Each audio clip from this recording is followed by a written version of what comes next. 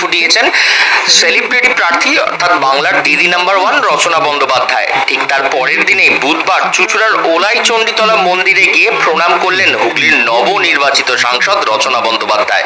রচনার শাশুড়ি প্রয়াত হয়েছেন কয়েকদিন আগেই।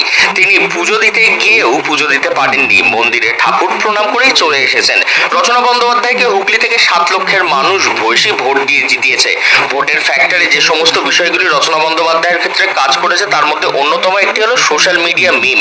তাই যারা মিম তৈরি করেছেন তাদেরকেও ধন্যবাদ জ্ঞাপন করেছেন রচনা বন্দ্যোপাধ্যায়। রচনা বন্দ্যোপাধ্যায়ের জয়ের বিষয়ে তৃণমূল সুপ্রিমো মমতা বন্দ্যোপাধ্যায় যে প্রথম থেকেই আত্মবিশ্বাস হারিয়েছেন সে কথাও জানিয়েছেন এদিন সাংসদ। পুনরুদ্ধার করলেন আপনি, তিনি জিতেছিলেন 73,000 প্লাসে, আপনি জিতেছেন 76,000 প্লাসে। আমি দিদিকে কথা দিয়েছিলাম দিদি আপনাকে হুগলি ফেরত দেবো। হ্যাঁ, দিদির সাথে হোয়াটসঅ্যাপে কথা হয়েছে, অভিষেক বন্দ্যোপাধ্যায়ের সাথে কথা হয়েছে।